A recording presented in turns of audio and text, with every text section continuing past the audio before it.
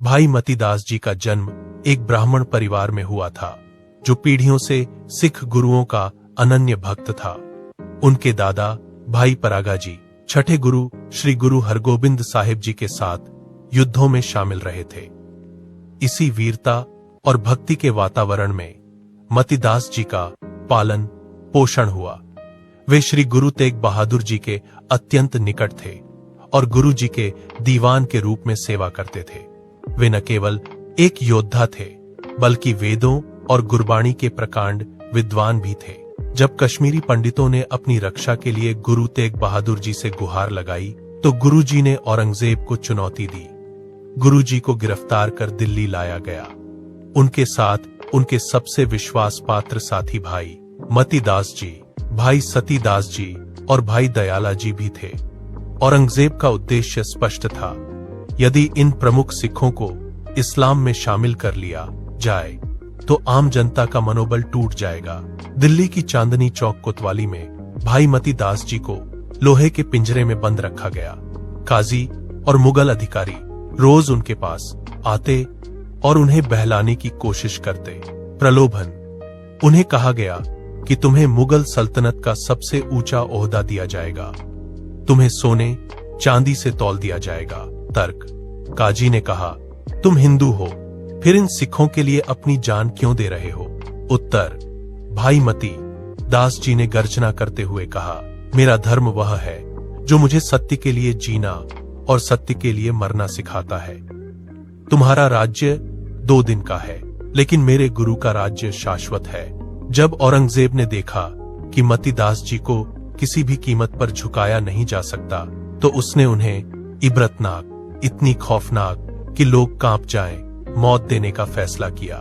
दिल्ली के चांदनी चौक में भारी भीड़ जमा की गई। चारों ओर नग्न तलवारें लिए मुगल सैनिक खड़े थे। बीच में 2 भारी लकड़ी के तख्ते गाड़े गए थे। वहां गुरु तेग बहादुर जी भी उपस्थित थे। भाई मतीदास जी ने गुरु जी के चरणों में माथा टेका और आशीर्वाद मांगा। गुरु जी ने उन्हें धीरज देते हुए कहा, पुत्र मतीदास, तुमने गुरु घर की बहुत सेवा की है। आज तुम्हारी परीक्षा की घड़ी है, घबराना मत, ईश्वर तुम्हारे साथ है। भाई मतीदास जी को उन 2 तख्तों के बीच खड़ा करके कस दिया गया। उनकी केवल एक ही इच्छा थी कि उनका मुख गुरु जी की ओर रहे। जब जल्लादों ने उनके सिर के बीच आरा रखा, तो पूरा वातावरण शांत हो गया। जैसे ही आरे के दांते उनकी खोपड़ी में धंसे, रक्त की फव्वारें निकलने लगीं। लेकिन अद्भुत बात यह थी कि भाई मतीदास जी के चेहरे पर न तो कोई शिकन थी, न ही उनकी आंखों में आंसू। उन्होंने अपनी आंखें बंद कर लीं और एकाग्र होकर जपू जी साहिब का पाठ करने लगे। पंच परवाण पंच प्रधानु की ध्वनियां उनके मुख से निकल रही थीं।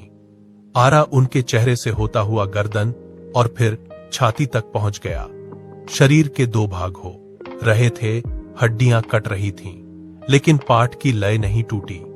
अंत में जब शरीर पूरी तरह 2 हिस्सों में बंटकर नीचे गिर पड़ा, तब भी गवाहों ने महसूस किया कि उनके रोम रोम से वाहेगुरु की ध्वनि गूंज रही थी। भाई मतीदास जी की इस शहादत ने औरंगजेब के साम्राज्य की जड़ों को हिला दिया। लोग यह सोचकर स्तब्ध थे कि कोई इंसान अपने विश्वास के लिए इतना भयानक कष्ट कैसे सह सकता है। इस बलिदान ने यह सिद्ध कर दिया कि आत्मा अजर अमर है, शरीर नश्वर है, उसे काटा जा सकता है, जलाया जा सकता है, लेकिन विचार और धर्म को नहीं। भय पर विजय।